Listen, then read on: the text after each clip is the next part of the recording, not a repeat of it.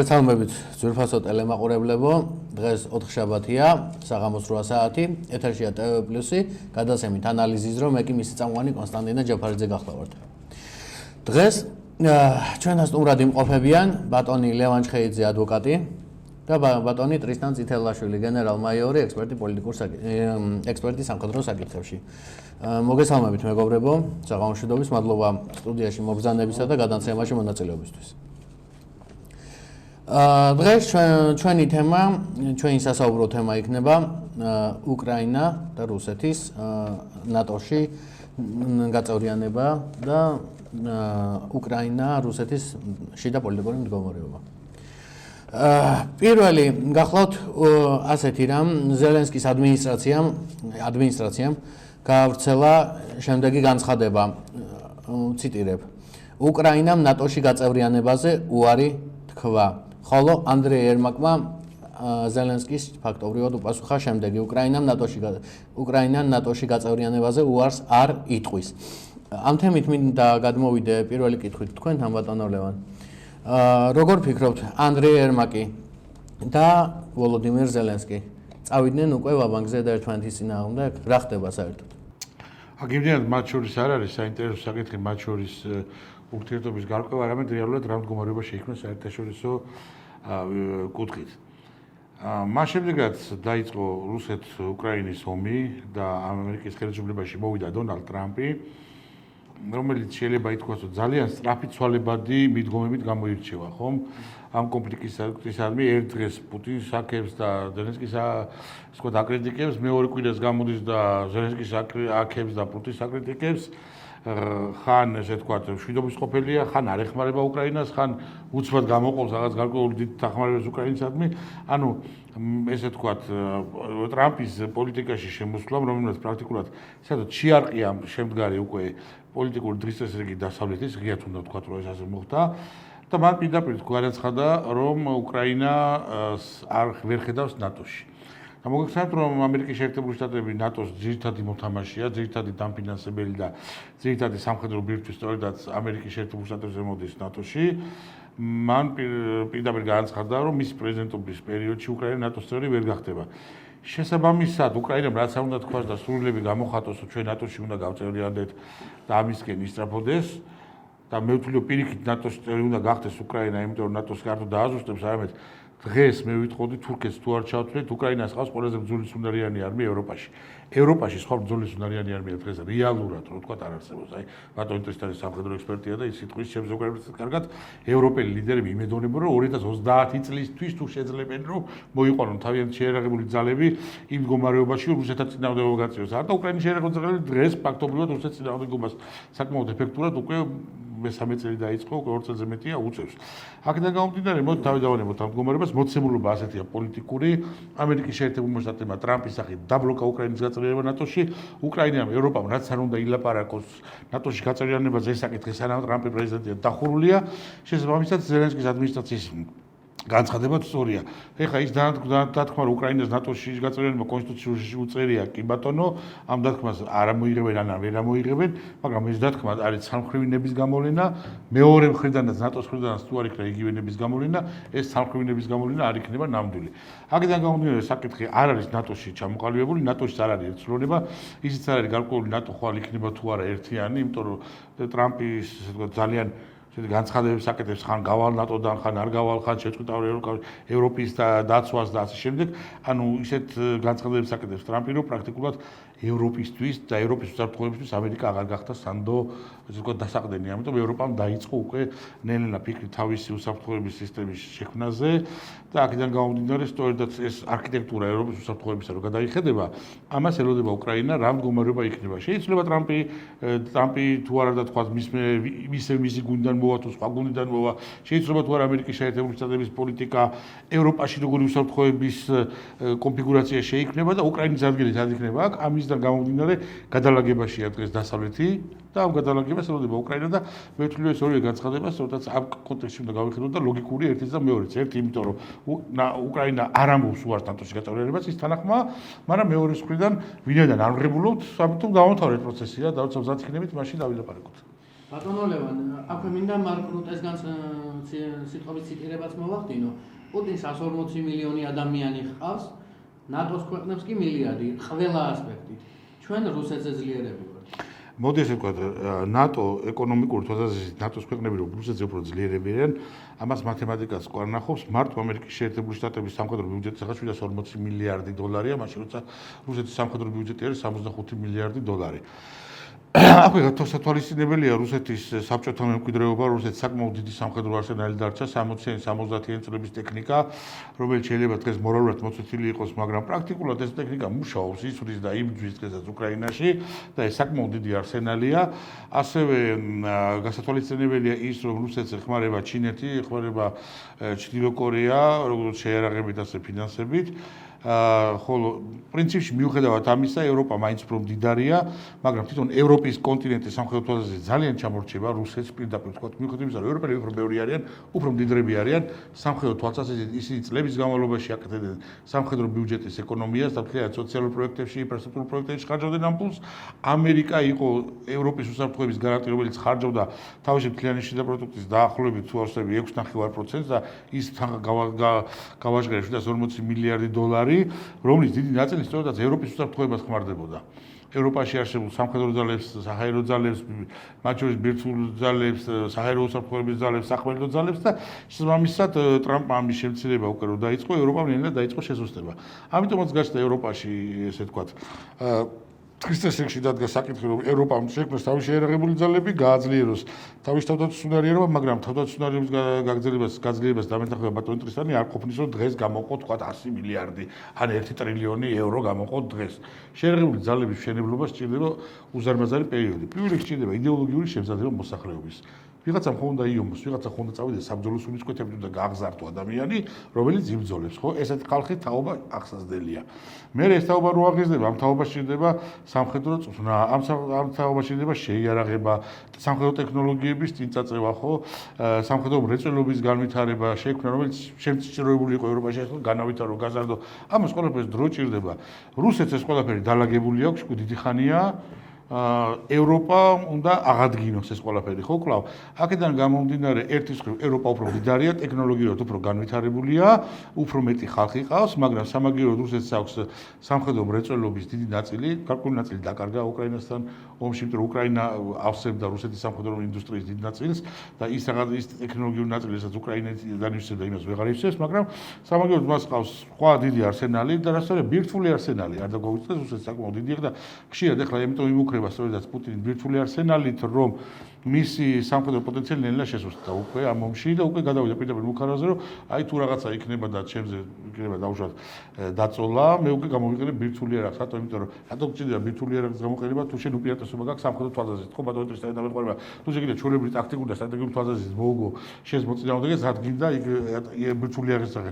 სროლა, ბირთვული არახის სროლა უკვე არის ის, რომ ბოლო მომენტში ხარ, აი უკვე ის გამოვიდგინოთ, რომ ამ ოთახში ვარ, უკვე ორნი მეჭხუბებით, მერებით, ვერ გერებით მე და უბრალოდ რომ ვიღებ უკვე ხელყუმბარას და თავს ვწირავ და თქვენც გწირავთ, ხო?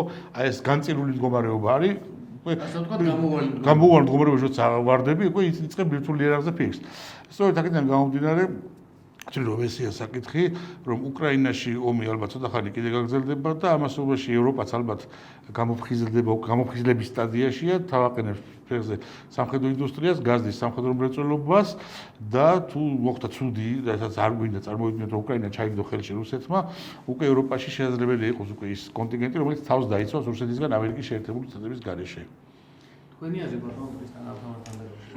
ნუ რაც შეეხება ახლა მე მინდა შევეხო სწორედ იმ განცხადებებს, რომელი განცხადებებს გააჟღერა როგორც უკრაინის არალეგიტიმურმა პრეზიდენტმა, ეს არალეგიტიმური პრეზიდენტი არის. ახლა უკვე მას ყოველგვარი ვადები ამოწურული აქვს. გარდა იმისა, რომ საომარი მოქმედებების დროს სადღაც გარკვეული ვადები და გარკვეული პერიოდი იყო, ის პერიოდის ამოწურული არის და შესაბამისად ახლა ერმაკისა და ზელენსკის განცხადება. ახლა ერმაკი აღარავინ არ არის უკვე უკრაინაში, იმიტომ რომ ის იყო ერთ-ერთი ჩინოვნიკი იყო, ის იყო ერთ-ერთი ადმინისტრაციის ხელმძღვანელი იყო, მაგრამ თავისი კორუფციული საქმიანობიდან გამომდინარე უკვე რაც ამერიკის შეერთებული შტატების კურატორობის ქვეშ მოხდა ნაბუმ დაიწყო გამოგზიება და არა თუ მარტო ერმაკთან მიმართებაში, არამედ თითქმის ზელენსკის გუნდის ყველა იმ ფიგურას მიადგა და მათ შორის უკვე ზელენსკისაც მიადგა ეს ნაბუ და შესაბამისად უკვე ძალიან ცუდ მდგომარეობაში ვარდება მთლიანობაში კომპლექსურად ზელენსკის როგორც თავისი გარემოთვით, ხო? ამიტომ ხა ზელენსკი განცხადებას გააკეთებს და ეს თვითონ ეს ერმაკი რა განცხადებას გააკეთებს, ამას მაინდა-მაინც დიდი მნიშვნელობა არ აქვს, რატომ არ აქვს? იცი დღეს არც ზელენსკის არავინ არაფერს არ ეკითხება. არც ომის დაწყებას არავინ არ ეკითხებოდა ზელენსკის, არც მის დამთავრებას არავინ არ ეკითხებოდა. ზელენსკი იყო დასმული ფიგურა, რაღაც კარგული თოჯინა, რომელიც იმართებოდა ამერიკის შეერთებული შტატების ბაიდენის ადმინისტრაციის მხრიდან. და მთლიანად ეს ომი, რაც დღეს მიმდინარეობს უკრაინაში, ეს იყო დაგეგმილი და ორგანიზებული ამერიკის შეერთებული შტატების და ევროკავშირის მიერ. ამიტომ თავიდანვე იყო შეთავაზება უკრაინასთან მიმართებაში რუსეთის ფედერაციის პრეზიდენტის მხრიდან, რომ ის სანამ ომი დაიწყებოდა ფართომასშტაბიანი სამხედრო ოპერაციები თუ უკრაინაში ომი 2014 წელს დაიწყო უკვე, რაც უკვე მოხდა იქ მაიდანი და უკვე ფაქტიურად რა თქმა უნდა, იქ უკვე ყირიმის დაკავება, შესაბამისად დონეცკის, ლუგანსკის მიმართულებით იყო ვიწრო სამხედრო ოპერაციები და ფაქტიურად იქ უკვე მიმდინარეობდა საომარი პროცესები. ოღონ არ იყო იმ მასშტაბებში, რა მასშტაბებიც ახლა მიმდინარეობს, ხო? ეს ამასაც კიდევ დაათქვეს სპეციალური სამხედრო ოპერაცია. ომი არ ქვია ამას. ამას დაათქვა სპეციალური სამხედრო ოპერაცია. ხო? ეს მანამდე, სანამ ეს პროცესები დაიწყებოდა, შეიძლებოდა, რომ რადგან დღეს თუ დათანხმდნენ უკვე და თურმე უკრაინის ნატოში გაწევრიანებაზე, საერთოდ არ ყოფილა საუბარიო. საერთოდ თუ ამას პირდაპირ ბორის ჯონსონი ამბობს, რომ მან გააკეთა გუშინტინ ეს განცხადება, რომ ახლა იქ რამოდენიმე ქვეყანა საერთოდ არ განიხილავდა უკრაინის ნატოში გაწევრიანებას და ეს იყო ყველაფერიო უბრალოდ რაღაც შეფუთული თემაო, რომელიც საფუძველზეც შესაბამისად აკეთებდნენ იმას, რაც მათ ჭირდებოდათ, ხო? და ბევრმა დღეს ევროკავშირის ლიდერებმაც მათ შორის აღიარეს თავიანთი ტყუილების, თავიანთი ეს არასწორი მოქმედებების და უკვე ფაქტიურად გამოჩნდა ის, რომ თურმე ამ ომის აცილება თავიდან შეიძლებოდა უკრაინაში. და ერთი დოკუმენტზე ხელის მოწერით რა ეს იყო რომ პუტინი ეუბნებოდა უკრაინის ხელისუფლებას და არა მარტო უკრაინის ხელისუფლებას არამედ ევროკავშირსაც და ამერიკის შეერთებულ შტატებსაც რომ არავითარ შემთხვევაში რუსეთის საზღვრებთან ახლოს არ უნდა განლაგდეს ნატოს ჯარები, ნატოს რაკეტები, ხო? ნუ ახლა ესეც არის, ეგ ნებისმიერი სახელმწიფო, რომელიც სახელმწიფოც იცი რომ შენი პოტენციური მტერი არის, ხო? და უნდა შენ მიმართებაში რაღაც გარკვეული ზეგავლენა მოახდინოს, შენ ყველაფერს გააკეთებ, რომ შენ ცხვირწინ, შენ საფრთხე არ შეიქმნა, ხო?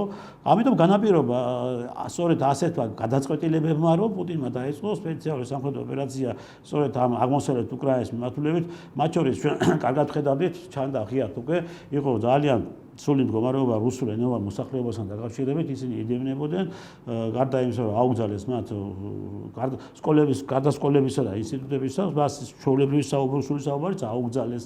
შესაბამისად რუსულ კულტურას მთლიანად ესე იგი გაანადგურეს, გაანოლეს, მთელი ისტორია ამოაყირავეს, ხო? ამიტომ მოხდა, რომ პუტინმა მიიღო გადაწყვეტილება და შეიყვანა სამხედრო ქვედანაყოფები სწორედ იმ მიმართულებით, სადაც ძალიან პრობლემატური საკითხი იყო და ეხლა ნატოში ნახეთ რა ხდება, ჩვენც იგივე პრობლემები წინაშე ვდგებართ. ეს რაც ახლა მათ კონსტიტუციაში უწერიათ, ხო? ეს ფაქტიურად ეს არის ძალიან არასწორი და ძალიან ესეთი სულელური ნაბიჯის გადადგმა პოლიტიკურად, იმიტომ რომ შენ სახელმწიფო, რომელიც სახელმწიფოს ხარ აგრე მეზობელი იმ ქვეყანასა, რომელ ქვეყანასაც შენ იცი რა შესაძლებლობა აქვს მას სამხედრო თვალსაზრისით და შესაძლებელი არის ადრე თუ გვიან სწორედ გამაღეზიანებელი იყოს მისთვის ეს ნაბიჯი, ხო შენ მაინც ამას აკეთებ.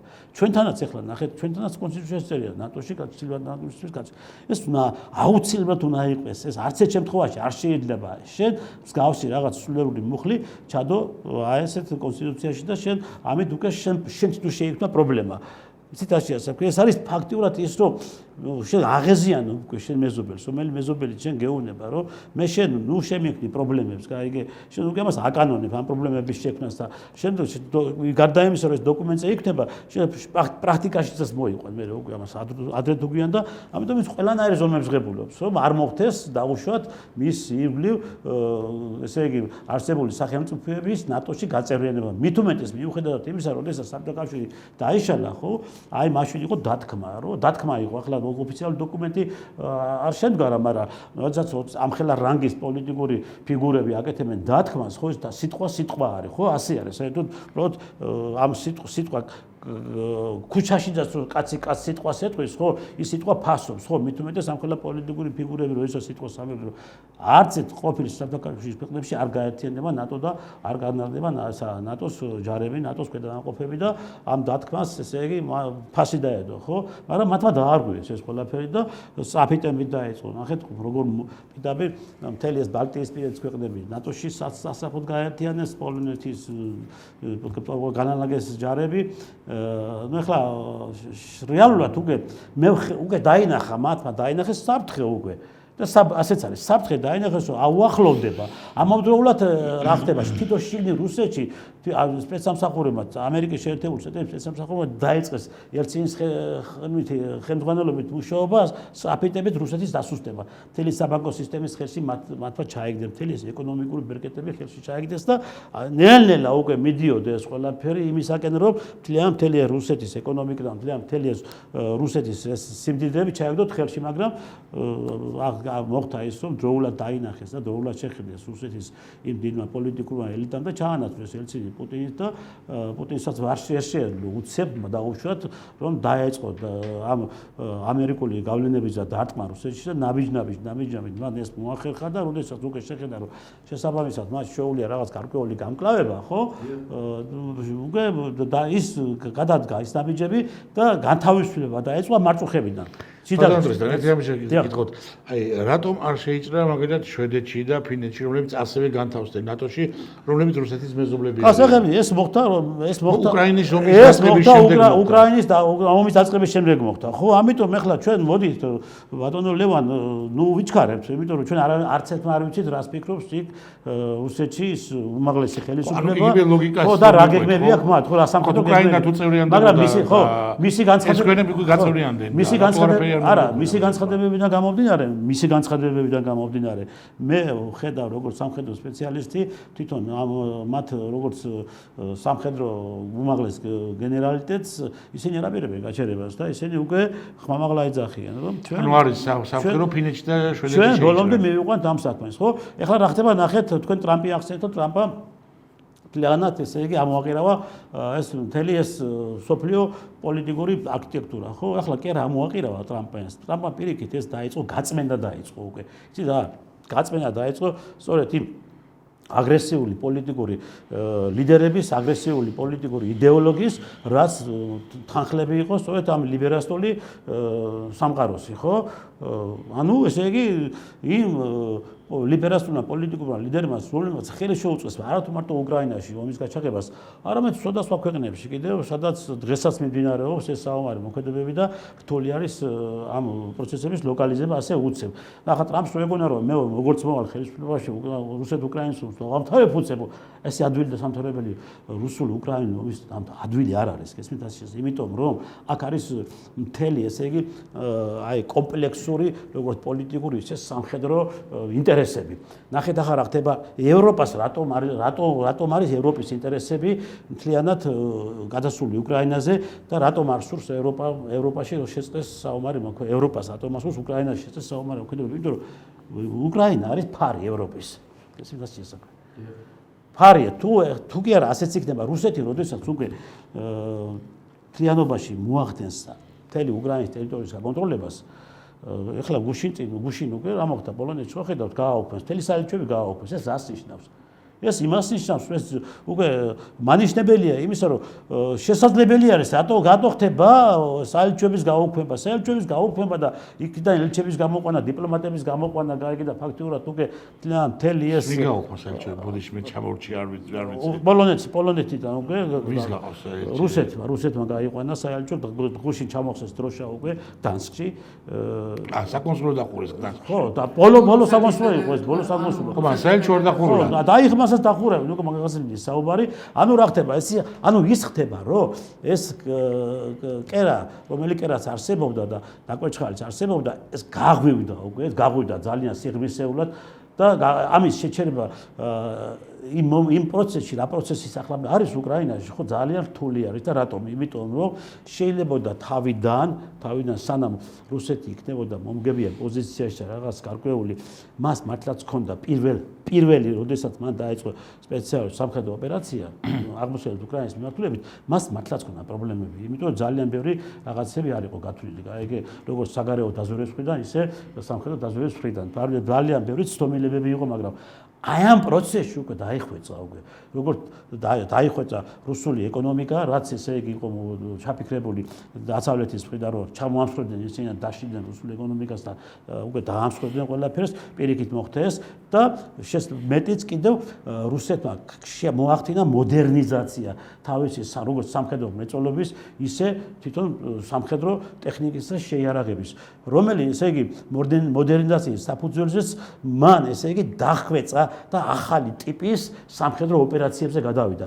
ის უკვე ნაკლებად იყენებს უკვე ფეხოსანված ძალებს სამხედრო ოპერაციებში.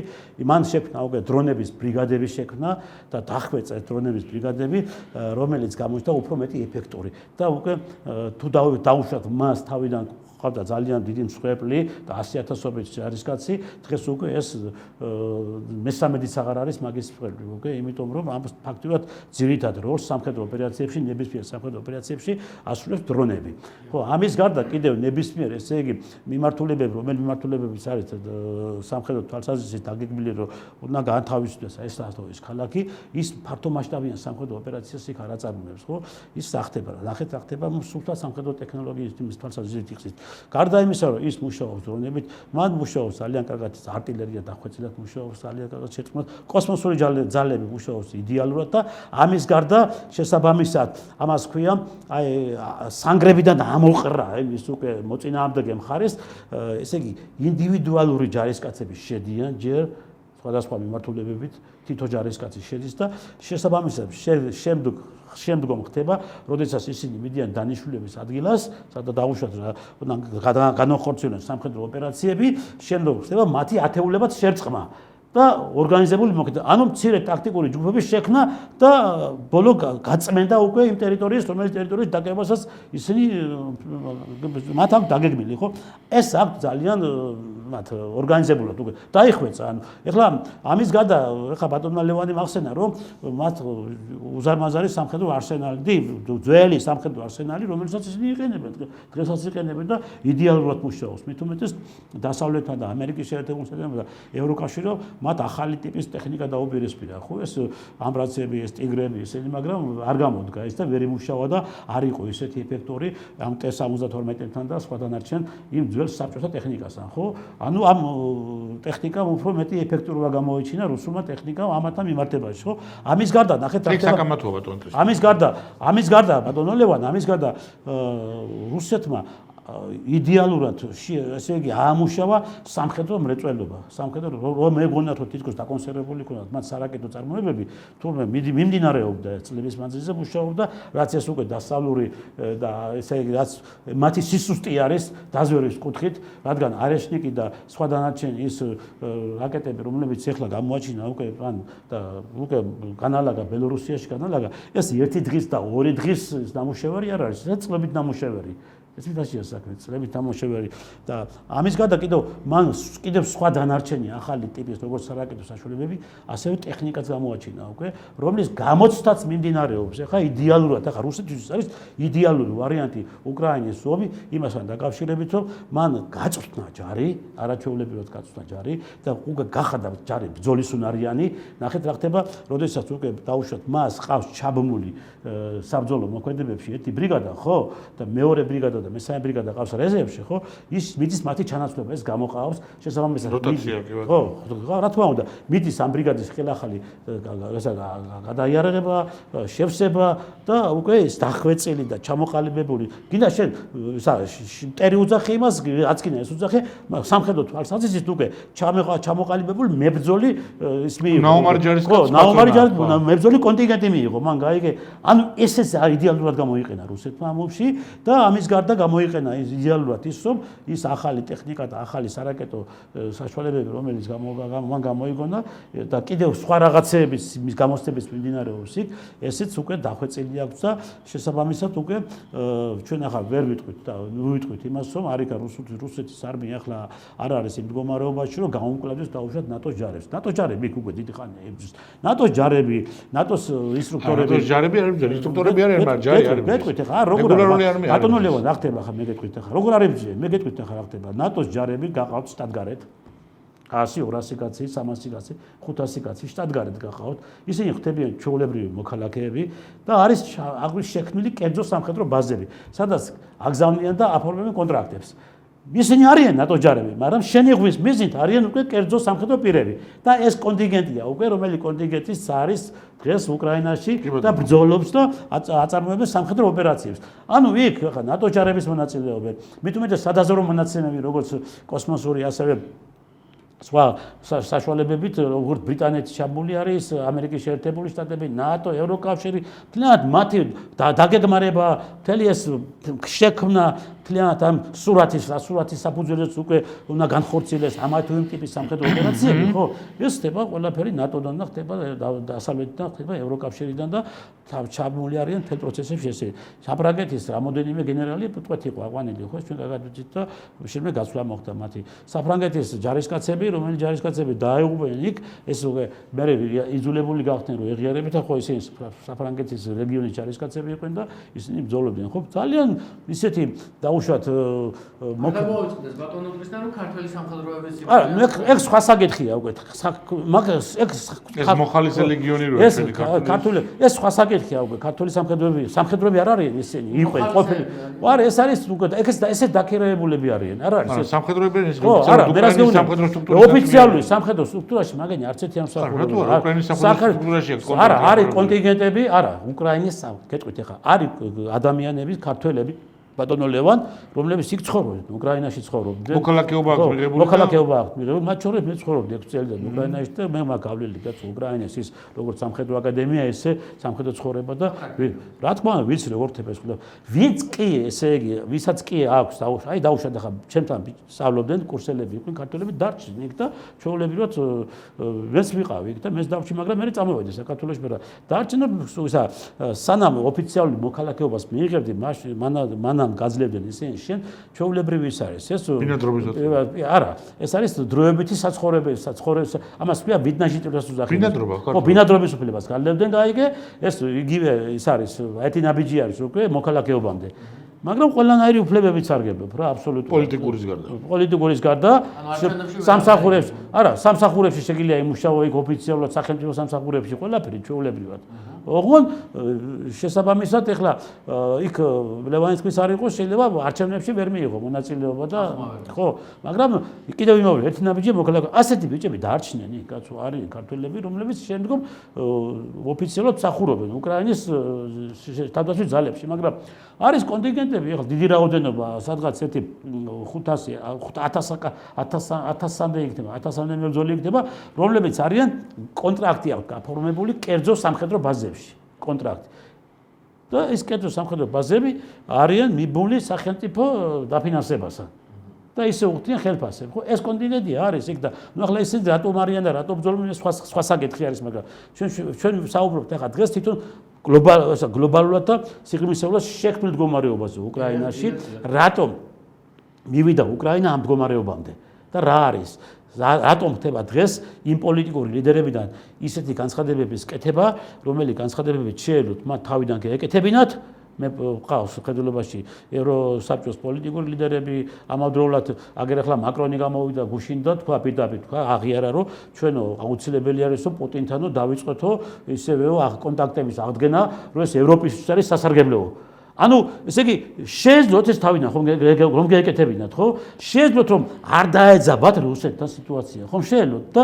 შესაბამისად არც ამდენი უკრაინელი დაიღუპებოდა არც ამდენი ფრანგი დაიღუპებოდა, არც ამდენი ქართველი ბიჭი დაიღუპებოდა, რომელიც ჩამოასვენეს ხელებით და იქიდან და არც ამდენი სხვა არც ის რუსი დაიღუპებოდა, არც ის მშვიდობიანი მოსახლეობა დაიღუპებოდა, არც ის ბავშვები დაიღუპებოდა, არც ერთ მხარეს და არც მეორე მხარეს და ანუ შეინარჩუნებოდა უკრაინა, თუ კი ეს იქნებოდა მართლაც გონერული პოლიტიკური ნაბიჯი გადადგმული და შენ როგორც სახელმწიფოს ლიდერი და ქვეყნის მიერ რჩეული ადამიანი შეეწინააღმდეგებოდი ხო იმ დაუშვათ არასწორ მითითებებს რაც შენ მოგდიოდა ევროსაბჭოდან ამერიკის შეერთებული შტატებიდან და დადგებოდი მყარად შენ შეგიძლია გადაგერჩინა შენი ქვეყანა ხო როგორც დაუშვათ აკეთებს სხვა დანარჩენი ქვეყნის პოლიტიკური ლიდერები მაგალითად ავიღოთ ორბანი ხო ხედავთ როგორ ჭიდაობს ეს ადამიანი და პირდაპირ რაც ჭიდება მის ქვეყანას იმას აკეთებს მაგალითად ავიღოთ სლოვაკეთის პრემიერი ხო მაგას მიუხედავად იმისა რომ მას ესწროლეს და იყო მისი ლიკვიდაციის ცდილობა ეს ადამიანი ისე თავის პოზიციას დადგა მაგალითად ავიღოთ ახლა ახლად არჩეული ჩეხეთის ისა პრეზიდენტი ხო პრემიერი ხო ახლა უკვე ბოლოს პოლონეთს გააკეთა განცხადება რომ ჩვენო ცოტაო რაღაცნაირადო ჩვენ ხალხს უნდა მივხედოთ ახლა თადუგი გადავაგდებით ამ უკრაინასო და ჩვენ ხალხსაც უნდა მივხედოთ ჩვენ ეკონომიკას და ნელა უკვე ეს სიტუაცია უკვე რომელი სიტუაციაა მართლა შეფუთეს ისე რომ თითქოს და თუ ისინი დაიწყებდნენ საომარ მოქმედებებს უკრაინაში და თუ ისინი დაარტყამდნენ რუსეთს ამეთი კრემლში შევიდოდნენ და დროშა ასაფრელებდნენ ეს აღმოჩნდა რაღაცნაირად მარტო სიზმარი ეს არც ყოფილა არასოდეს მიზანი ვიღაცას მოსკოვი აიღო და კრემლში როგორ არ იყო ბატონო ლევან მომისმინეთ რა არასოდეს გაცხადებული ყოფილა არავის კრემლი ავიღო თვითონ ისა ზელენსკი აკეთებდა განცხადებას რომ ჩვენო მალე ჩავალ და კრემლშიო და მით უმეტეს აქ კიდევ თქვენ კარგად გახსოვთ აქ რა მდგომარეობა ქონდა საქართველოში ქუჩაში გაივლიდით და მას ვერ ნახავდი ადამიანებს უკრაინის აპაწავედით უწოდებები უკრაინაში დაბა დავანხოთ რუსეთი და დავშალოთ რუსეთი და რუსეთი ვერ დაშალა ვერც ნაპოლეონმა და ვერც ჰიტლერმა გაიგე და ვერაფერი ვერ უქნა გაიგე და ეხლა გამოჩნდა ეს ურსულა და ეს კაია კალასი და ესენი რომლებიც მოიდომეს რუსეთის ეხლა მაგალითად საინტერესოა ნაპოლეონთან ომის დროსაც და ჰიტლერთან ომის დროსაც რუსეთი პრაქტიკულად გადაარჩინა ჯერ ინგლისმა რომელსაც ზურგში დაარტყა ნაპოლეონს და მეორეჯერაც გადაარჩინა საბჭოთა კავშირი ამერიკის და არავის არა ლევან მომისმინ არა მაგაში ვერაში ვერ დაგეთახმები არ დაგეთახმები კაცო არც ერთ შემთხვევაში საბჭოთა კავშირის დროს სტალინმა იდეალურად და მისმა გენერალიტეტმა და მისმა დაზვერვამ იმუშავა უმაღლეს ბოლოს ჩაებენ ისინი და ბოლოს მოხდა კოალიცია თავიდანვე ომის დაწყებისთანავე წამოვიდა კოალიცია არა ლევან არსილო მაგისმა ბოლოს მოხდა კოალიციური ჯარების ჩართვა როცა დაინახა უკვე ამერიკის შეერთებული ამერიკის საჭმელს რომელსაც საბჭოთა არმია ჭამდა ტასაცმელი რომელსაც საბჭოთა არმიაც ერქვა იარაღი რომელსაც ისროდა ფოლადი რომელსაც იარაღს აწარმოებდა ტანკები რომელსაც იდნენ ბავთქანები მინიმუმი რაღაცა ძალებდა ძირითადი მომარაგება ძირითადი სამხედრო მეწვეულობა მთლიანად სტალინმა თავიდან ბოლომდე აი ამუშავა 100% რომელიც ქუჩაში ქონდა რომელიც ხელში ჩაიგდეს გერმანელებმა უკრაინაში ქუჩაში ქონდა ქარხნები და გადაიტანა ურალში და იმაში რამდენი ქარხანა ჩაიგდეს გერმანელებმა საომარი მოქმედებების დროს სტალინმა ქარხნები გადაიტანა ურალში და ციმბირტაიმგეში და იქ და ღია ცისქვეშ მუშაობდნენ ამით მოიგეს მათ მომი და იდეალურმა იმ სამხედრო ნიჭმა რომელიც მათ ქონდა და გააჩნდა და როდესაც დაინახა ამერიკის შეერთებულმა შტატებმა რომ სტალინი ამობს იგებდა ხო ამიტომ გახდნენ მე იძულებული რომ ჩართულიყო ამ პროცესში და რომ არ ამერიკული დახმარებები არავითარი ამერიკულ დახმარებას არანაირ 20 მილიარდი დოლარი 20 მილიარდი დოლარი და შემდგომ ეკონომიკის აღდგენა და ეს მერე მოხდა ყველაფერი მერე მოხდა იმიტომ რომ ინტერესები იყო ამერიკის უკვე იქ იყო შეთანხმება იმ სიმდიდრეებზე რაც რუსეთს გააჩნდა და ერთმანეთში ქონებოდათ უკვე დალაგებული სწორი ეკონომიკური კავშირები ნედლეული საკვები ყველაფერი დამარაგებული საწვავი არც ერთ შემთხვევაში საწვავი არ ჭირდებოდა რუსეთს როდესაც მას ჰქონდა უზარმაზარი საწვავის მარაგები და ის აწარმოებდა კიდევ ვიმეორებდა ჰქონდა რუსეთს იმ დონის საწვავი რომ მას არც ამერიკიდან შემოხვდა ეს საწვავი ხო და არც იმიდან შემოხვდა კიდევ ინგლისიდან გაიგე თემას თუ გავხსნები არა კი აღწევი კაცო რეალობას გეუბნები და იმ დონის და იმ დროინდ იმ ხელა მარაგები ხონდა სტალინს ხო პირდაპირ გეუბნებით დღესაც უკრაინის ომში მაშინდელ შექმნილ ჭურვებს და საბრძოლო მასალას იყენებენ საცავებში რომელიც მათ გააჩნდათ ხო და დღესაც აქვთ ეს და შესაბამისად ხდება ამ საბრძოლო მასალის და ამ ტექნიკის გამოყვანა საბრძოლო ველზე და ახლის ჩანაცვლება. არა მარტო ამ დროს კი არა პირდაპირ გეტყვით ახლა შეიძლება ძალიან არ მოგეწონოთ, მაგრამ ნიკოლოზ მეორის დროს გამოშვებული მოსინის ვინტოკები გამოიტანეს დღეს კი არა პირველ დღეებში. კი ბატონო, კი, გეთანხმები რატო? ნიკოლოზ მეორის დროინდელი მოსინის შაშხანები გამოიტანეს და ისინი დაუბრუნდნენ ჯარისკაცებს. იცი რატო ხდება? მაშინ მე გეტყვით, მეც ასე გეტყვით ახლა. უკრაინის მხარეს, როდესაც აი გადაშ შემოვიდა ნატოს შეიარაღება და ნატოს ტექნიკა და ის უკრაინის მხარეს სანგრებში პირდაპირ კადრებიც არის და იყენებდნენ მაქსიმ კებრო იყო ტყვიამფრქვევები, რომელიც დარჩენილი იყო თავის ძოზე, საბჭოთა დაიშალა, უკრაინამ დაიტოვა საწყობები და მას იგივეს იყენებდნენ ეს შაშხანებსაც და ტყვიამფრქვევებსაც უკრაინული მხარეს. ხო, ანუ სად მიდიოდა ის ახალი დახმარებები, რატო არ ქონდათ ეს უკრაინელებს? ხო, სად მიდიოდა, ვისად მიდიოდა, ვის ხელში ხდებოდა? ამ კორუფციიდან გამომდინარე 350 მილიარდი დოლარი. ეს ცოტა ხო არ არის, კაცო. 350 მილიარდი დოლარი დაგვანგარიშა ტრამპმა და მოითხოვა ანგარიში. საწავიდეს თანხები. ვერავინ ვერაფერს ვერ ამბობს. ამიტომ გახდა იძულებული შემდგომ ამერიკის შეერთებული შტატების ახლანდელი ხელისუფლება და ტრამპის ადმინისტრაცია, რომ დაეწყოთ ფუნდამენტური შესწავლა თუ სად მიდიოდა ეს თანხები. ანუ ეს თანხები სად მიდიოდა? ეს თანხები მიდიოდა სწორედ იმ ადამიანების ჯიბეებში, როგორც ისა უკრაინის ხელმძღვანელობის და პოლიტიკური ლიდერების ჯიბეებში, ისე ევროკავშირის ხელმძღვანელობის და მაშინდელი ზელენსკის საკმაოდ საინტერესო პასუხი დაუბრუნა მათ. როდესაც დადო კონკრეტული ის, რომ მე 350 მილიარდი არ ვიცი, მე აი ამდენი მაქვს მიღებულიო და კონკრეტული თანხა დადო, რაც ხოდა. ხო, რამდენიც არა, ის ამდენი მაქვს მიღებულიო, რო თქვა ზელენსკიმ, ხო, ეს ამდენი რაც აქვს მიღებული, ეს ამდენი აქ დაიხარჯაო, ასე თქვა თუ არა. ის რაც დარაჩანს, ხო, რაც არაჩანს. არა, მე ამდენი მივიღეო და ეს თან ანუ საწავიდა ეს თანხები. მე ამდენი მივიღეო. საწავიდა, ხო 350 მილიარდი ხო წამოვიდა ეგ, საწავიდა. კი ბატონო. ანუ ჩაიდოს ჯიბეში, როგორც ამერიკის შეერთებული შტატების ბაიდენის ადმინისტრაციის იმ კონკრეტულმა დიდმა ლიდერებმა, ასევე ევროკავშირის ლიდერებმა. დღეს ევროკავშირის ლიდერები რომ ასე დღეს ცოტა აეწვათ ერთი ადგილი, რატომ აეწვათ, რატომ არ უნდათ უკრაინის ომის დამთავრება? მოდი, ვიფიქროთ იმაზე, გაიყინოს კონფლიქტი. მორჩა, არავით არის სხვა დანარჩენი, გაიყინოს კონფლიქტი, ხო? შესაბამისად, აქეთ და სხვა დანარჩენი ტერიტორიები ხორჩება ევროკავშირის მისი, ესე იგი, რომ იტყვი, მაგრამ როგორც მათ სურთ აუნდათ ფარად ხოჩებად, მაგრამ გაყიდვა კონფლიქტის გაყინვაზე არ საუბრობენ მასენი მაგერი არც არც გაყინვაზე არ საუბრობენ. არ ჩვენ არ გვაწყობს, არავის არ აწყობს არც საუბრობენ. ისინი ამბობენ და დღესაც აგრძელებენ იგივე რიტორიკას. რომ ჩვენ უნდა ვიომოთ ბოლო უკრაინელამდე. ბოლო უკრაინელამდე კი არა, ჩვენ მიარს და ჩვენი ინტერესიც ის არის, რომ უკრაინა აღედგინოს თავის ტერიტორიული მთლიანობა. აქ გამორიცხულია ეს. ამას ხო, როგორც ორჯეროვანი ჩვენი ინტერესი ეს არის. ხო, ინტერესი შეიძლება ბევრი რაღაცა იყოს, მაგრამ რეალურად პრაქტიკულად როგორც ორჯერ 2-4-ია, ხო? აქ ხო გამორიცხულია დღეს, როდესაც რუსეთი არის მომგებიან პოზიციაზე, ბურთი მის მხარეს არის. ეხლა თქვენ როგორ ფიქრობთ? როგორც ის დათმობაზე წავა რამეზე? არ წავა დათმობაზე არც შემთხვევაში. ის გააგრძელებს თავის იმ ჩანაფიქს, რომელიც ჩანაფიქის საფუძველზეც მან ბოლომდე უნდა მიიყვანოს ის გელმა. ამის დაშვებასაც თქვენ ბრძანებთ, რა თქმა უნდა, ეს არის რუსეთის ჩანაფიქრი. რა თქმა უნდა, მე ვინ დააწყებინა? ვინ დააწყებინა ეს ყველაფერი? ამის დაშვება არაფერთ არ შეიძლება, ეს პრეცედენტი რომ დაიშვას, რომ ვიღაცამ ევროპაში იარაღის ძალით დაამყაროს წესრიგი და იარაღის ძალით გადახედოს საზღვრები. ევროპა მეს დაიწყო. ევროპა, არა, ევროპა მეს დაიწყო, კაცო. ევროპა რამდენი ევროპა ვის შეუარდა იარაღს? ევროპა შევარდნა არ არის უკრაინაში რომ დაიწყო და შევიდა. უკრაინას რამე წაართვა, ტერიტორია წაართვა ევროპა. წართვეული როგორ ყველაფერი წაართვა უკრაინას. წართვებულია ყველაფერი. ის 350 მილიარდი წაართვა, ხო ევროპა? მომის არა, მაინც ერთად. მომის მიგე კაცო. მე გეუბნები ზუსტად იმას არა. მარტივად გეკითხება. ევროპა ვის შეეჭრა სახელმწიფოში და ვის წაართვა ტერიტორია? ძალიან ბევრ სახელმწიფოებს. ერთ ამის ძალიან მათ შორის დაუშვათ პოლონეთს აქვს იმისი ტერიტორიები, აგერ ბალტიისპირეთის ტერიტორიები, ხო? არა ბატონო, არა. მოდი არა. საფრანგეთი არ შეეჭრა აფრიკის ქვეყნებში? არა, მომისმენ და საფრანგეთს არ გააკეთა აფრიკის ქვეყნების ოკუპაცია? როდის ახლა საფრანგული გავლენა არის, კაცო, როგორ გეკადრება? ეხლა თუ რაღაც დაპირისპირებები მიდის ფრანგულ აფრიკული დაპირისპირებებია. ევროპა არ არის საფრანგეთი, კაცო?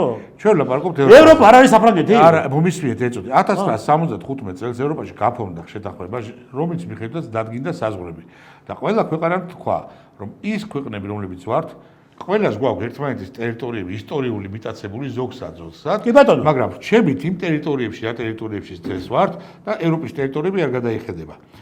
როდესაც დაიშალა საბჭოთა კავშირი, ამ შეთანხმებას შეუერთა რუსეთი, შეუერთა უკრაინა. ანუ ევროპაში ამასწორეთ ამასაო მეორე მსოფლიო ომის მერე საზღვრები არ გადახედილა ვინ დაარღვია შეთანხმება? ამას გეუბნებით, რუსეთმა დაარღვია შეთანხმება. როგორ დაარღვია რუსეთმა შეთანხმება? როდესაც ის შეიჭრა უკრაინაში და მოახდინა უკრაინის ტერიტორიების ოკუპაცია. როგორ დაარღვია რუსეთმა შეთანხმება? პირდაპირ გეუბნებით, შეიჭრა უკრაინაში. შეთანხმება. რატომ შეიჭრა უკრაინაში? რატომ შეიჭრა უკრაინაში? ეს უკვე დანაშაულია. რას კი დანაშაულია? უნდა თქვა რომ როდესაც რატომ შეიჭრა უკრაინაში? არა აქ ამას. როგორ გეკეთება? თქვენ მეუბნებით რომ მარკა მოკლა ვიღაცა. არა, ლევან როგორ შეიძლება? თქვენ რაღაცას ახლა სახელმწიფომ ჩაიდინა დანაშაული. თქვენ შეცდომაში ხართ, მაგურებენ და რატომ იცი? არა ვითარ სახელმწიფომ ჩაიდინა დანაშაული. ვინ დაარღვია საბჭოთა კავშირის შემდგომ დათქმა, სადაც არ უნდა გაფართოებულიყო ნატო იმ ქვეყნებში, რომელი ქვეყნების იყო ყოფილი საბჭოთა კავშირის ყოფილი ქვეყნები იყო. ხო, დაარღვია ეს თუ არა ესა? დაარღვია? როგორ არ დაარღვიეს ბიჭო? რომელი ქვეყანა გახდა? სწრაფ ბალტიისპირეთის გარდა რომელი ქვეყანა სწრაფი ტემპით დაიწყო უკვე ნატოს ჯარების შემოყვანა იმ ქვეყნებში, რომელ ქვეყნებშიც იდგა რუსეთის ფედერაციის რუსეთის საბჭოთა კავშირის ჯარები. ნატო შეიჭრა და რომელიმე ქვეყანა დაიპყრა. შეჭრა, ეს იგივე რა არის? რა არის ბიჭო? რომელიმე სახელმწიფოს ნების საწინააღმდეგო შეიჭრა ნატო და ოკუპაცია. ის იძულებ ბალტიისპირეთის ქვეყნები იძულებული გახდნენ. ბალტიისპირეთის ქვეყნები რა? არა ბატონო, ვიგიქრა. როგორ გეკეთება? ფინეთი იძულებული გახდა.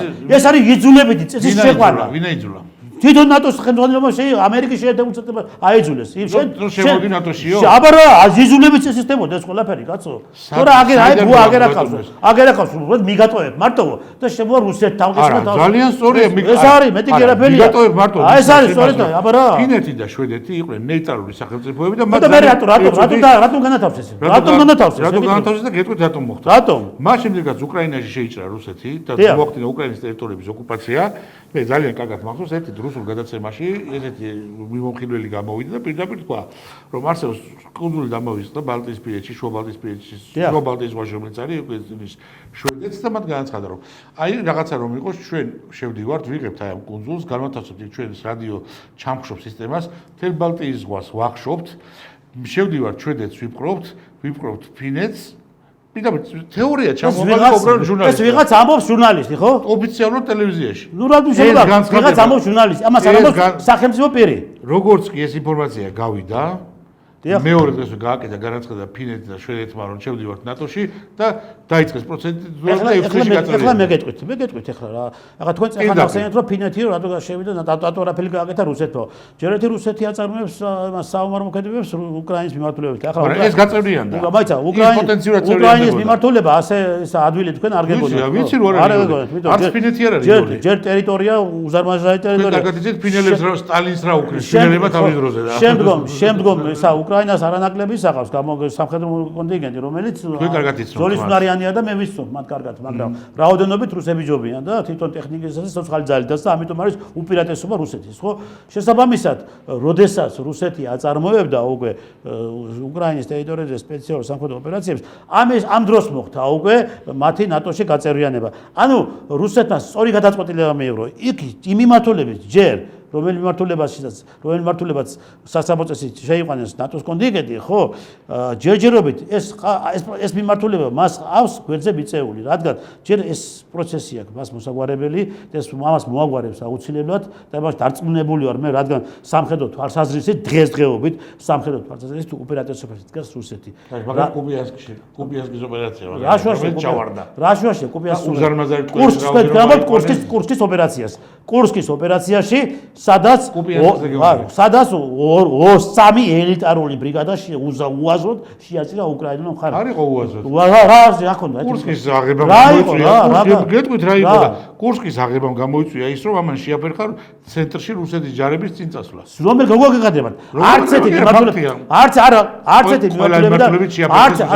არც ერთი მიმართულებიდან რუსეთს არც ერთი პოზიციებიდან რუსეთს სამხედრო ძალები არ მოუხსნა და გადაჯგუფება არ გაუკეთებია. არ გადაწყვეტება არ გაუკეთებია და კურსის მიმართულებით არ გადაუსროლია. მას ხავს სარეზერვო ძალები და მას ხავს უზარმაზარი საკონტრაქტო ძალები რომელიც პრაქტიკულად კორეელები არის მოდრიგები. რა თქმა უნდა კორეელები პირო სტრატეგიული პარტნიორია მისი კორეა თუნდაც ჩინელებიც დაეხმარა. ჩინელები არის კორეა კი გეთანხმებით მაგრამ მას აქვს ეს საშუალებები გაიგე და მას არ ჭირდება დაუშვათ რომელიმე მიმართულება გამოათავისუფლოს და შესაბამისად შემდგომ ამ გამოთავისუფლების საფუძველზე უკრაინამ განახორციელოს სამხედრო კონჩეტებითი ოპერაციაზე გარღვევა გააკეთოს და ჩამოშალოს ფრონტის ხაზი. მოდი მე სხვა რაღაცა კი არ გამოთავისუფლა, მე გეუბნები წის პლაში აფერხა მეთქი. არაფერი არ შეუფერხებია. რა უნდა შეაფერხა? ეხლა ლევან რა არის იცი? ექვსი თვით წის პლაში აფერხა. ომის საომარი მოქმედებების დროს მე გეტყვი ეხლა რა მე პრაქტიკოსი ვისაუბრებ თეორიას გაგადვისი. საომარი მოქმედებების დროს შეიძლება მთელი თვის განმავლობაში ხო აწარმოოს სამხედრო ოპერაცია და 1 კილომეტრისაც ვერ წაიწიო წინ. და რატომ? იმიტომ რომ ჯერ შესაბამისად შენ სხვა ჩანაფიქრი გაქვს როგორც მეთაურს, გაიგე? ადგილიდან ახდენ შენ იმ ძირითადი ძალების განადგურებას, დამატებითი ძალების განადგურებას და როცა უკვე შენ გაქვს სადაზერო ინფორმაცია, რომ მიქ მთლიანობაში უკვე მინიმუმზე დაიყვანა ის კონტინგენტი, რომელიც კონტინგენტიდან შენ ფიქრობდი ძლიერი წინამორბედის გაწევას, შენ დრო ახორციელებს, უკვე შენ შეტევით ოპერაციებს, გაიგე? ანუ ის არც ერთ შემთხვევაში ახლა ჩვენ აი რუსეთს იქ ხელი შეეშალა, გამიტომ წაიწია წინ. შეიძლება მე სამხედრო თვალსაზრისით გადაჯგუფება გავაკეთო და ჩემთვის ხელსაყრელი იყოს დაუშვათ სხვა ტერიტორიაზე ჯარების გადასროლა, ვიდრე იმ ტერიტორიაზე, სადაც ახლა ამ წუთში დაუშვათ. მე ხო არ გადავ ჯარები არ გადაუსროლია. 6 თვე კურსკი აღებულია. გასაგებია, მაგრამ იმ 6 თვის განმავლობაში გამოფიტა, ბიჭო, გამოფიტა. ფრონტი არ შეამსუბუქა, მაგრამ მთელი ამ წლის განმავლობაში ვერ წინ წაიწია და ძალები რომელიც წის ამ შეტევისთვის უნდა გამოიყენებინა, გამოიყენა კურსკის გამოფიტა. შენ გეტყვი ახლა, რომელიც რაც ჩანაფიქრიც უკრაინულ ხარეს ჰქონდა, მე გეტყვი ახლა უკრაინულ ხარეს ჰქონდა ჩანაფიქრი ის, რომ მას უნდა დაეკავებია ატომური ელექტროსადგური, გაიგე? ის, რომელიც ატომური ელექტროსადგურის სისტემით დაიწყებდა ვაჭრობას, გაიგე? ანუ ეს მათ არ გამოუვიდათ. შესაბამისად, უკრაინელების მიერ ჩაფიქრებული ოპერაცია, რომელიც მათ ჩაიფიქრეს და უნდათ რომ უპირატესობა ყოფილიყო მათ მხარეს, ეს რუსეთმა გამოიყენა სათავისოდ. და როგორ გამოიყენა სათავისოდ? მან უკვე როდესაც უკვე პირველი შეკავებითი ძალები უკვე დაახვედა და შეაკავა ეს პროცესი, შემდგომ უკვე მან დაიწყო ადგილიდან მოქმედება და არა შეტევითი ოპერაციების განხორციელება და კურსკის განთავისუფლება ერთ კვირაში და ორ კვირაში.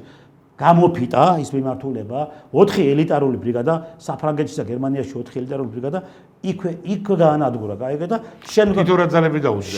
შემდგომ გადავიდა თითო რა ძალები დაუჯდა. თითო რა ძალები დაუჯდა ეს, რის ფასად დაუჯდა? რის ფასად? ყოველ შემთხვევაში ის დანაკარგი რა დანაკარგი. კოლოსალური დანაკარგები იყო. ის დანაკარგი რა დანაკარგის უკრაინულ მხარეს ჰქონდა.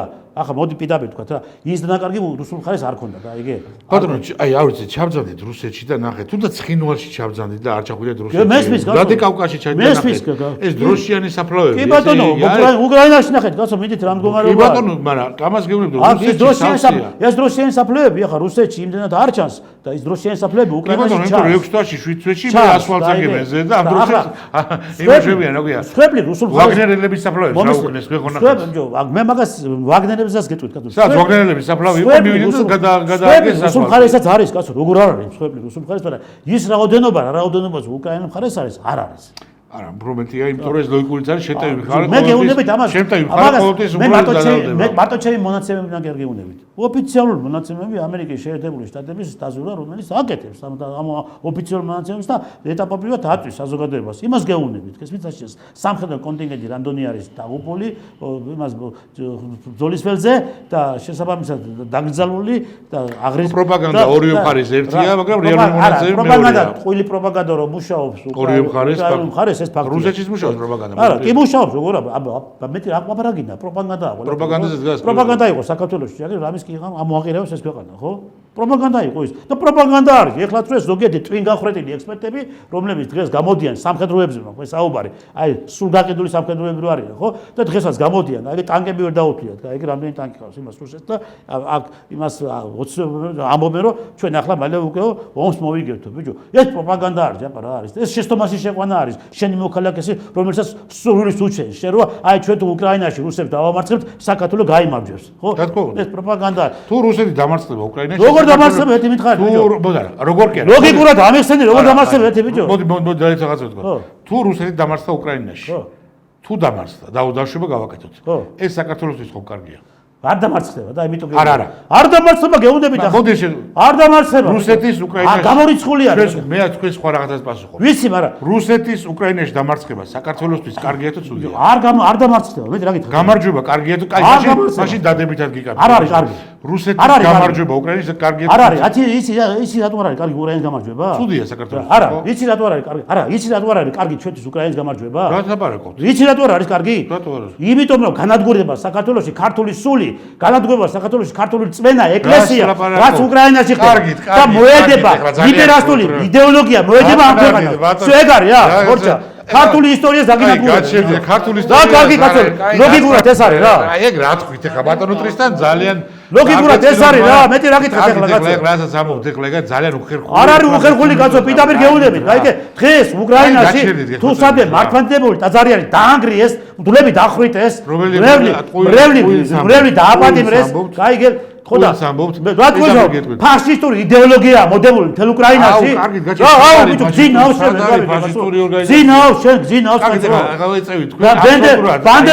ბანდერას მიმდევრებითაა სასა უკრაინა ბიჭო რა საბობ შენ როგორ ერთი წუთი სიმართლეს გეუბნები კაცო სიმართლეს ჯერჯერობით ეწევით აი პირდაპირ გეტყვით ურცხვად ეწევით რუსულ პროპაგანდას რა ვაგეკაც რუსულ პროპაგანდას გეგმაზე ქართულ პროპაგანდას ეწევით ბენდერასთან რა პრობლემა ბენდერა ბოდი დაწყდა დამშვია წყნარდილება ბენდერასთან რა პრობლემა აქვს რა პრობლემა მაქვს კაცი რომელიც უკრაინაში იყავით უკრაინაში ცხოვრობდით უკრაინაში სწავლობდით ბენდერასთან რა პრობლემა ფაშისტური იდეოლოგიის პატარები რა ტყუილია აბსოლუტურად ტყუილი რა ვაგეკადრება თქვენ სტეფან ბანდერა თქვენა წაიკითხეთ ისტორია წაიკითხეთ სტეფან ბანდერა იყო კაცი თქვენ აზია რა ხართ ისტორიაზე სტეფან ბანდერა ეხა თქვენ ვარ ხართ აზია ხა დაგეკითხეთ სტეფან ბანდერა იყო ლიბერალისტი გათავისუფლებული ფაშისტური იდეოლოგიის პატარები ადამიანი ლიბერალისტი თუ იყო ფაშისტი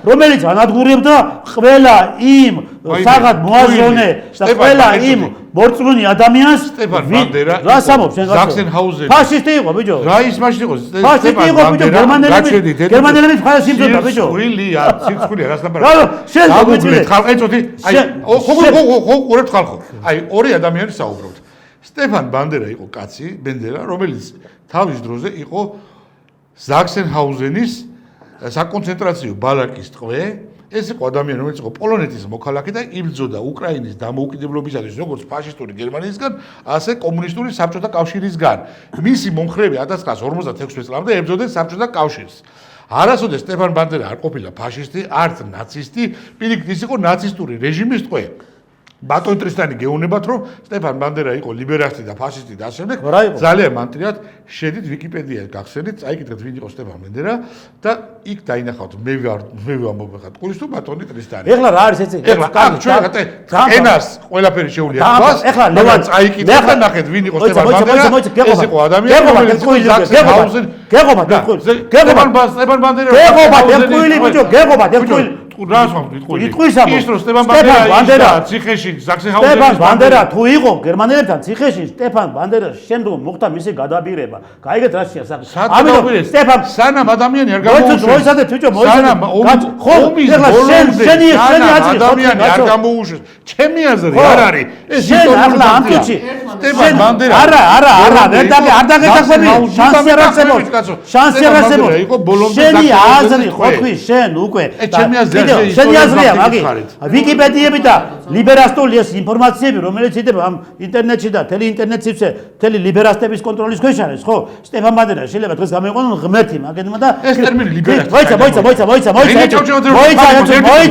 ჭავჭავაძეს ხალიყოს ლიბერასტი არ არის ილია ჭავჭავაძეს თუ შეადარებ ახლა დღევანდელი ლიბერასტის გაიგე რატომ მოყვართ რატომ მანიპულირებთ რატომ სპეკულირებთ ილია ჭავჭავაძეს რატო ადარებთ თქვენი ლიბერასტებს ილია ჭავჭავაძეს ეძახით ლიბერასტი არ ვეძახი ილია ჭავჭავაძეს ლიბერალიზმი მამა არის ილია ჭავჭავაძე თქვენ ნუიყენეთ ბოლშევიკები რომელსაც წარმოადგენს ბატონ ტრისტანი და რუსული პროპაგანდა აი ამათმა მოკლეს ილია ჭავჭავაძე დღეს ესენი ილია ჭავჭავაძე ეძახიან ილია ჭავჭავაძეს ლიბერალს თქვენ ლიბერასტები დღეს ყველაფერს აკეთებთ თქვენ ხართ ბოლშევიკები თქვენ ხართ ილიას მკვლელები თქვენ ხართ ტროცკისტები ხართ ბიჭო ტროცკისტები ხართ ბიჭო ტროცკისტები მეტი რა გიქნება რომლებსაც არ გაგაჩნიათ სამშობლო არ გაგაჩნიათ წმენა არის დედა არის მამა არის და არის ძმა არის ინგლისი არის ნამუსი გაიგე ეს ახლა თქვენ გაიგე ლიბერასტები ხართ ეს თქვენ გაიგე სიკვე სინთეზი მიყიდეთ რუსეთს ნამუსი მიყიდეთ რუსეთს საქართველოს გაკიდეთ სოფლიო გაკიდეთ გაიგე სოფლიო გააბიდარასეთ სამშობლო გაკიდეთ მეტი რა გიქნება ეს ახლა თქვენ და ბანდერა სამშობლოს მიყიდი ამას და რასტობა რა ბანდერა გამოყავს გმირას გაიგე გმირად ხო აბა რა სამშობლოს რუსეთს მიყიდი ამაზე პიდარას ფაშისტი გამოყავს გმირად გაიგე არ იყო ის კაცი ფაშისტი აბა რა იყო ბიჭო აბა რა იყო იყო ფაშისტები იყო ზაქსენჰაუზენის იყო ამიტომ კიდევ მიმეორებ და ყოველთვის ვიტყვი იმას რომ ლიბერალური იდეოლოგია, რომელმა ლიბერალურმა იდეოლოგიამ მიიყვანა მსოფლიო სწორედ აი ამ კატაკლიზმებამდე, ამ უბედურებამდე, საცასას ხويا, ომები, სისხლისღვრა, მუდმივი ბრძოლა ღმერთის წინააღმდეგ, მუდმივი ბრძოლა ეკლესიების წინააღმდეგ, ხო? ამას უკვე საბოლოო წერტილი დაესვება უკვე. რადგან უკვე მთლიანად მსოფლიოში გეოპოლიტიკური სიტუაცია შეიცვალა, უკვე აღარ არის ერთპოლუსიანი მსოფლიო, აღარ არის მრავალპოლუსიანი. აი ეს მალე ძალიან მალე უკვე ამ მარწუხებიდან საქართველოს განთავისუფლდება და მთლიანობაში ამ ადამიანები იგზნობენ თავს ადამიანებად და არა რობოტებად, როგორც ეს ლიბერალურმა იდეოლოგიამ აქცია. კარგით, ძალიან დიდი მადლობა. და კი ბატონო, იქნება საქართველოში ღმერთთან უქნას, შემოვა წითელი არმია, გაგვიფრინალებს წითელ დროში და ბატონი ტრისტანი მოუძღვება წითელ არმიას წითელი დროში ხელში, ნამგალითა უროთი მეორე ხელში. მე წითელ არმიას არ მოუძღვები, მე მოუძღვები ქართულ არმიას. არასოდეს. მე ხარ ბოლშევიკი წითელ არმიაზე. კი ბატონო, მე მოუძღვები, მე წითელ არმიას არ მოუძღვები წინ, მე მოუძღვები ქართულ არმიას წინ, თქვენს და ლიბერალების გასანადგურებლად. კი ბატონო, ქართული არმია აი თქვენსა ლიბერალების გასანადგურებლად. თქვენსა ლიბერალების აი ამ ქვეყანაში. ამას მეკვიდებით. ძალიან მალე იქნება ეს ყველაფერი. ძალიან დიდი მადლობა მეგობრებო სტუდიაში მობრძანებისა და გადაცემაში მონაწილეობისთვის. ეთერში იყო TV პლუსი, მაინც დაძაბული ეთერი გამოვიდა და ჩემთან სტუმრად იყვნენ ლევან ჩხეიძე, ადვოკატი, ბატონი ტრისტან წითელაშვილი, გენერალ-მაიორი, ექსპერტი სამხედრო საკითხებში. მადლობა მეგობრებო სტუდიაში მობრძანებისა და გადაცემაში მონაწილეობისთვის. ეს გადაცემა ანალიზის დრო იყო, მე კონსტანტინე ჯაფარიძე გახდით ამ გადაცემის ავტორი და წამყვანი. შევხვდებით უკვე 31 დეკემბერს საახალწლო ეთერში. ძალიან დიდი მადლობა ყურადღებისათვის და მოსმენისთვის, ზურფასო ტელემაყურებლებო, დროებით.